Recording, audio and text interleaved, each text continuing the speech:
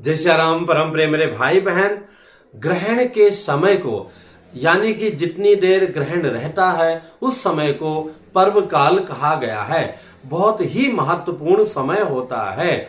ऐसे समय में किया गया पुण्य पूजा पाठ हमारा अक्षुण्ण हो जाता है, पुरस्चरण करने के जैसा वो सिद्ध हो जाता है, लाभप्रद हो जाता है। इसलिए सभी भाई बहनों को पूर्णतः परिश्रम करके और अपने आलस्य का त्याग करके ग्रहण काल लगने के पहले ही स्नान इत्यादि करके और जिन मंत्रों का जाप आप नित्य करते हैं उन मंत्रों का जाप करना चाहिए, पाठ करना चाहिए। और हमारे जो विद्यार्थी बंधुजन हैं, हालांकि उनको भी श्री हनुमान चालीसा है, गणेश मंत्र का जाप है जो नित्य करते हैं। इसके साथ में ही कहा गया है जो भी वाणी है, जो भी शब्द है, सब ब्रह्म का रूप है। शब्द जो है ब्रह्म का ही रूप है।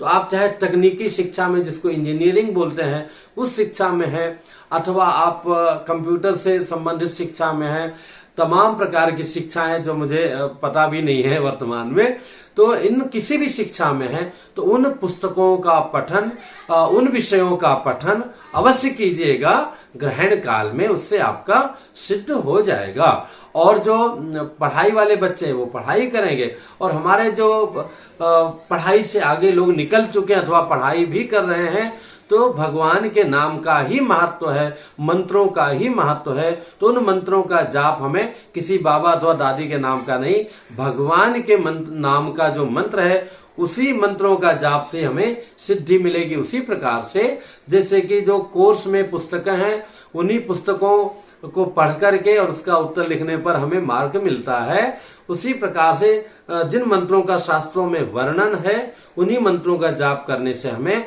वो सिद्धि मिलेगी, लाभ मिलेगी।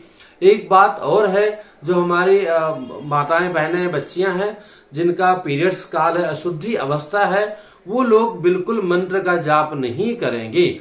ऐसे तो आपको पता ही है कि पूजा पाठ और देवताओं को स्पर्श नहीं करते हैं, पर भले ही ग्रहण काल है, इस काल में हमें मंत्रों को सुनना भी नहीं है और ना जाप करना है। हाँ, भगवान का जो संकीर्तन है, संकीर्तन तो कोई भी कर सकता है।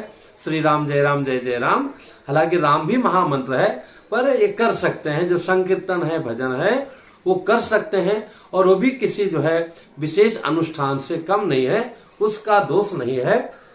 लेकिन जो स्तोत्र पाठ है, मंत्र पाठ है, या इस प्रकार की प्रमाणिक जो है साधनाएं हैं, उन सब को नहीं करना है, उन सब से हमें दूर रहना है। ग्रहण समाप्ति के बाद में स्नान करना चाहिए। उसके पहले चूंकि ग्रहण जब भी लगता है तो उसमें राहु की प्रधानता रहती है, तो राहु का दान काला उड़द होता है, और उसके बाद राई का तेल होता है। कांसे की कटोरी में रख के अथवा स्टील की कटोरी में रख करके और उसमें अपना चेहरा दे करके कुछ सिक्के डाल करके, और उड़द भी रख ले तो बहुत उत्तम है। जो आपके सफाई कर्मचारी हैं उनको देना चाहिए। जिनके राहु ज्यादा खराब हैं, पैरों में चोट चपेट दर्द पीड़ा है, उन सभी लोगों को ओम रांग राहवे नमः मंत्र का, ओम रांग राहवे नमः मंत्र का कम से कम 108 बार तो जप कर ही लेना चाहिए ग्रहण काल में। तो ये जानकारी निश्चित संभवतः आप लोग को उपयोगी लगी होगी। अगर उपयोगी लगे तो इसको आप शेयर कीजिएगा। पुनः मिलूंगा एक नई जानकारी के साथ में। जय श्री राम।